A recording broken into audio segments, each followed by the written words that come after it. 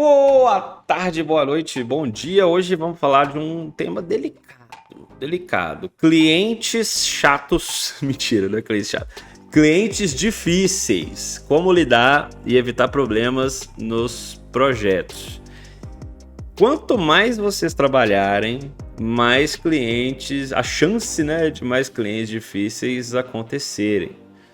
Isso vai acontecer. Não, a gente sempre acha que a gente vai chegar ali, o orçamento, fechamos, maravilha. Pô, Brasil, 2 semaninhas eu entreguei esse negócio. Inclusive, o vídeo da semana passada baseou por causa desse, que eu tava pensando, pô, o prazo também é foda. Assim a gente também ganha, a gente torna um cliente ok em cliente difícil por culpa nossa também. Como dar um prazo errado, né? Não considerar outras questões. Mas não é o foco aqui hoje. Aqui é realmente o cliente difícil. E também tem essa parte, né? Vamos sempre fazer o exercício de saber se a gente não tá deixando a vida do cara difícil, se a gente não tá cumprindo ou descumprindo o que a gente prometeu, né? Vamos olhar os dois. Às vezes o cliente é difícil, mas pro cliente você também é. Então, vamos ter esse discernimento para não ser injusto com o cliente, tá? Mas vamos lá, eu tô falando aqui muito mais desses clientes que causam situações complexas e complicadas, né? Clientes que somem, que ficam pedindo mudança infinita, que nunca tá satisfeito, enfim. Tem solução, mas vai partir muito de uma postura também. E hoje eu vou tentar mostrar como lidar com esses clientes difíceis e evitar, né, principalmente dor de cabeça, né? E é engraçado que a gente vai falando as coisas e já vem os clientes à nossa mente do nosso histórico pessoal. Mas enfim, o que eu quero dizer aqui, o cliente difícil, né, o problema, vamos dizer assim, ele já começa na prospecção. Então a verdade é que clientes difíceis muitas vezes não dão, eles dão os sinais logo no começo, assim. Se você aceitar qualquer projeto sem avaliar direito o cliente, o histórico, sabe, o jeito que ele conversa, se você só aceitar pelo dinheiro, você pode se complicar. Então tem muitas questões que você pode evitar. Então tem alguns sinais de alerta, né, para esses clientes. Então, quer um site de graça, né, ou muito barato, esse cara você pode correr, porque geralmente, experiência própria, os clientes que menos querem pagar são os que mais dão problema, mais da revisão. E para mim tem uma questão psicológica aí. Eu acho que o cara, principalmente o profissional autônomo, assim, o cara que quer fazer um site e tal, mas ele é um profissional autônomo e está em início de carreira, ele não tem grana para investir muitas vezes, mas ele se sente na necessidade de fazer, né? Ele é parte do projeto dele. Só que esse cara, ele tenta valer cada centavo, sabe? Então ele vai te pedir 200 alterações e no final vai ficar com a primeira, saca? E só que psicologicamente na mente dele tá valendo o dinheiro dele, porque você tá trabalhando mais e não faz muito sentido, né? Então isso é um cliente problemático, é um cliente que você não quer. Você quer uma pessoa que confia no seu trabalho e que resolva rápido. É assim que as pessoas deveriam pensar, mas tem algumas que não pensam assim e elas vão te exaurir para achar que o dinheiro dela tá valendo. Principalmente se esse cliente que quer um site com valor muito abaixo do mercado e ele aceitar pagar o seu porque ele quer que você faça, mas ele não está satisfeito com o preço, esse cara vai te exaurir. Então corra. Ele não sabe explicar o que quer e exige um resultado perfeito. Isso aqui é foda. Isso acontece todo dia, não só com o site, mas na minha vida de designer, assim. O cliente chega e fala, nossa, eu quero que você faça uma série de carrosséis. Beleza. Aí você faz, ele te manda as imagens, você faz o layout, e você entrega. Não, mas não é assim que eu quero. Ok, mas como você quer? Não sei, faz aí e quando chegar no resultado eu te falo que é isso. Pô, não é assim que funciona. A gente não pode trabalhar dessa maneira nunca. Porque senão você abre margem pro cara nunca terminar o projeto. E tem cliente espertinho que nunca termina o projeto para não te pagar os 50% restante, sabe?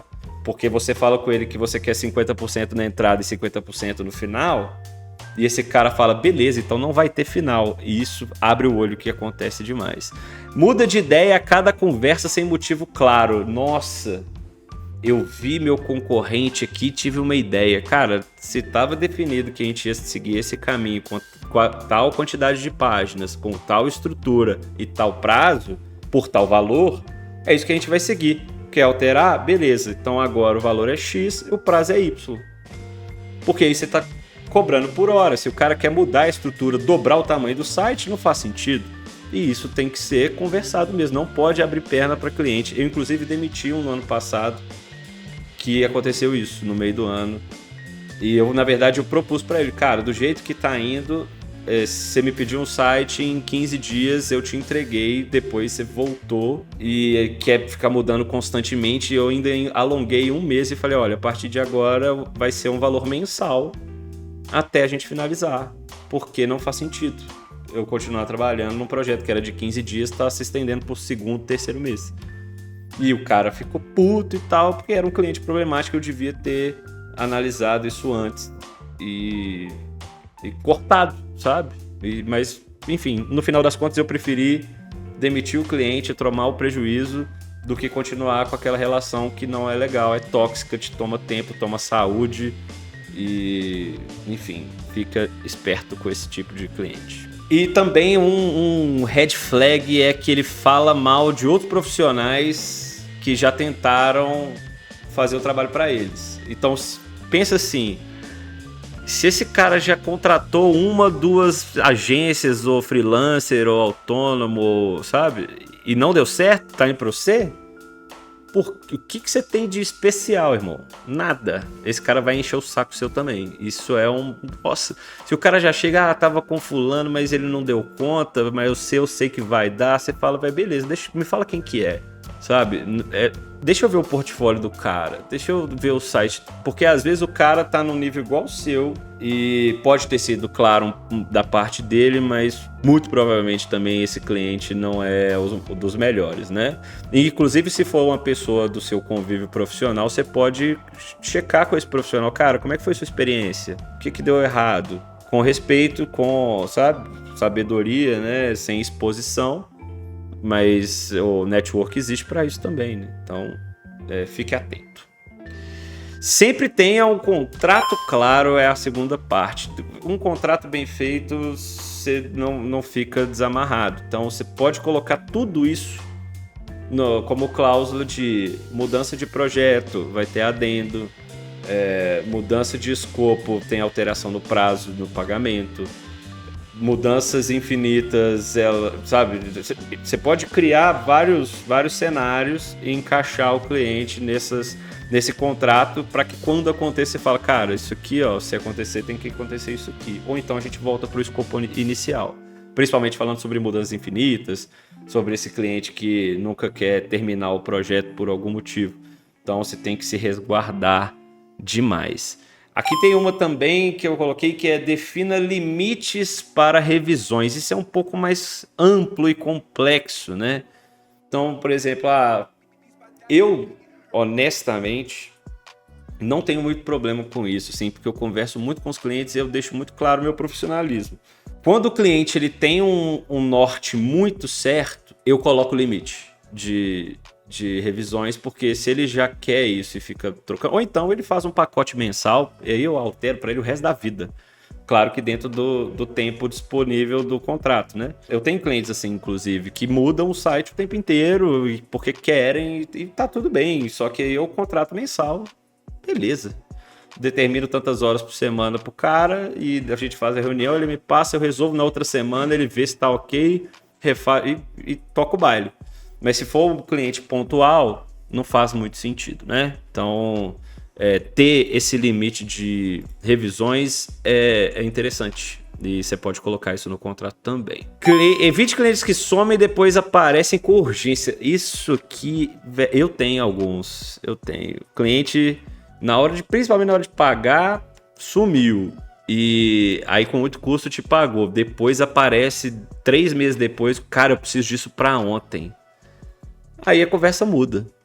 Pede mais prazo e cobra mais caro. É a regra. E tem cliente, inclusive, que não paga e depois ainda quer mais coisa, e esses eu enrolo mesmo. E a gente tem que ser respeitado do mesmo jeito que o inverso, né? Então, corra desse tipo de cliente. Evite trabalhar sem um briefing claro, acho que não tem muito segredo, né? As coisas devem ser explicadas, explicitadas e definidas antes do projeto começar, senão fica muito passível de alterações, né? Infinitas, sem limites, sem projeto definido. Ah, não, mas eu queria era um e-commerce, não era um site institucional. Uai, mas como assim? Isso é uma informação completamente relevante, faz muita diferença no orçamento, né? Então tem que ficar atento. E acho que a última, que eu acho a mais importante, porque às vezes realmente é difícil você identificar um mau cliente. Acho que depois de falar isso tudo, talvez alguns gatilhos vão aparecer para vocês, mas o mais importante é saiba dizer não, obviamente de uma forma profissional, mas saiba dizer não. Às vezes a melhor coisa que você pode fazer é simplesmente falar não. E, cara, é uma relação profissional, as duas partes têm que estar dispostas, senão não tem negócio, não tem jogo. Então, se o cliente está pedindo algo muito fora do escopo que não faz sentido, fala que não pode. E você tem que impor esses limites, né? Seja contratualmente ou se foi feito de maneira errada, com uma alteração ou desfazendo ali essa parceria, né? Então, como é que você pode falar não sem perder o cliente? Tipo, explique o motivo, que isso não faz sentido e tenta uma alteração. Ofereça uma alternativa, né? Então você não vai chegar e falar, não quero. Mas se a gente fizer dessa maneira, acho que fica bom para os dois lados e justo. O que você acha? E no fim dos casos, use o seu contrato. Então você vai ter uma previsão de multa, alguma coisa nesse sentido.